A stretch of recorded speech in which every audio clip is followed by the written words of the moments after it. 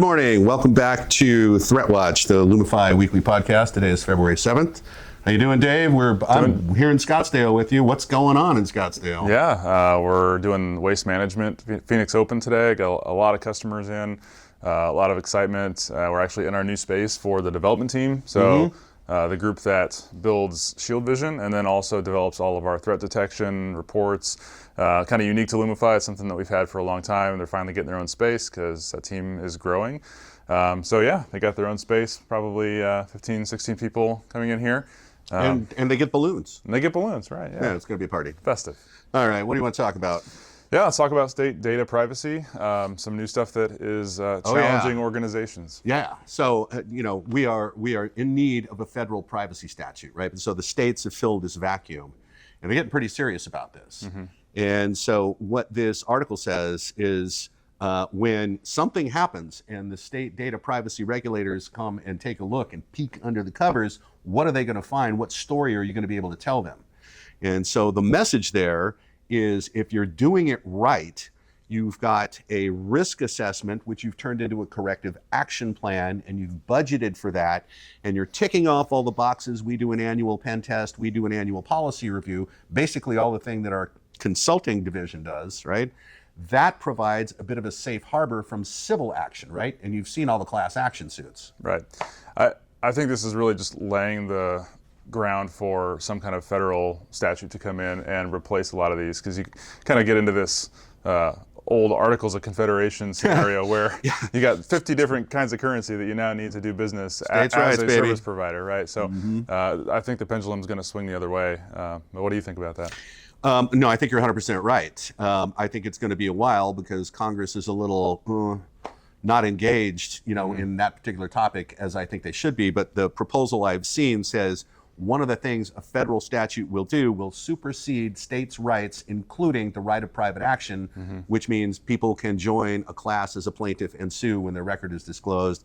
Anyway, all that's got to get sorted out. But in the meantime, you got to have your papers to show. So get your assessment done, get your papers in order, because the cyber thing is going to happen. Right. Okay, what's next? Yeah, we've got healthcare responsibilities for CISOs really ratcheting up. Yeah, this is an article actually I was quoted in pretty extensively, and it's so it used to be the CISO Department of No. I mean, like all the jokes, but now they have a seat at the table in the actual C-suite. Why? Because they're learning the language of business, right? This is about avoiding business outcomes, records disclosure, theft, extortion, right? The things that actually cost the business money. And the other thing is the requirement now is that you have risk governance all the way up to the executives, so there's executive fingerprints on all these risk decisions, right? This is a good thing. Yeah. This is a good thing. Yeah, I think if you're going to have culpability for other C-level type figures in business decisions and record keeping and disclosure of events, and if that's going to also pass down to a CISO or a CIO, then they have to be part of that conversation. And if that means you're the least fun person in the room, so be it. At least you've got some protection and some board supervision and backup really to help you make decisions and support your endeavors. Yeah, and plus that's one of the things they're going to come to look for if there is an event. Were you doing risk governance, right? So this is the language now that we have to use, right? Scary cyber Russian buffer overflow, blah, blah, blah. Doesn't impress anybody, right? So, get with the program, start learning how to talk in business terms, and it's about money. The CISO is now a fiduciary responsibility. Right.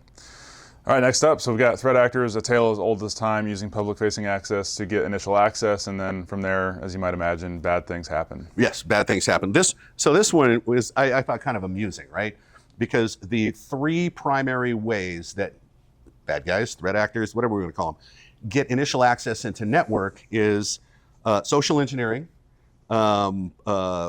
credential abuse, which is rampant right now, and vulnerability exploit, okay? Well, when people think about vulnerability exploits like buffer overflow and things like that, but if you have a internet-facing web application and it's vulnerable to SQL injection, that's still vulnerability exploit to me.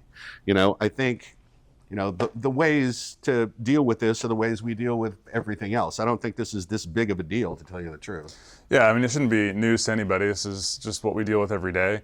It's all about awareness. It's how you have an understanding of what is exposed in the first place. Do you know about all your public-facing assets and your applications, things that customers are using, internal employees are using? If you can enumerate those and stay ahead of that and monitor their vulnerability, then that's how you prevent bad things from happening. And monitor is the way, right? Because if you've made a mistake, and there's still organizations that don't, test their public-facing web apps against the OWASP standard, for example.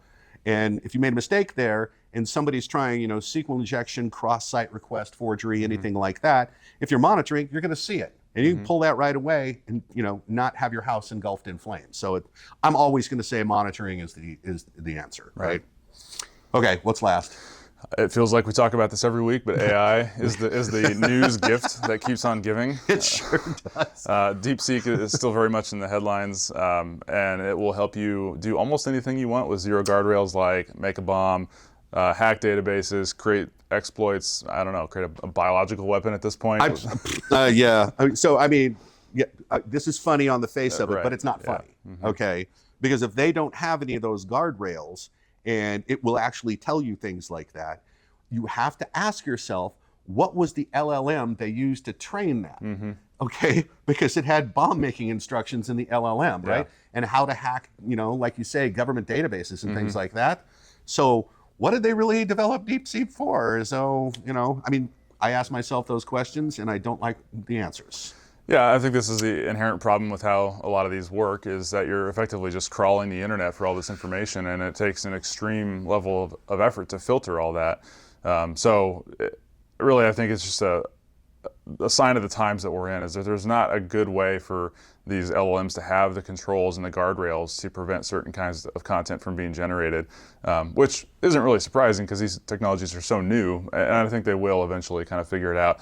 You hear about Sam Altman and OpenAI talking about, allowing certain kinds of content if they can put those guardrails in, which is, I think, just the next logical evolution. It'll take time, but it's really incumbent on the creators of those models to provide those guardrails and create a safe space for their users and the things that they're creating, for the broader public. Well, did they create the space for their users that they actually wanted to with this? I think that's maybe the challenge right now. Another funny thing is, this is in today's News Blast. A couple of grad students replicated OpenAI's functionality using $50 and training it with existing AI models. It's interesting article. Yeah. All right, we got to go. Yep. Are you going to golf today? Are you going over? I might be out there this weekend, but gonna just meet a lot of people today as they come in, and then head out to the golf course. Okay, well, I'm going back to Seattle, so I will talk to you next week, and we won't be standing next to each other. So sign up for the News Blast, look for monthly security awareness training, watch the site for events, because we have events. All right? Yep. See you next See week. you.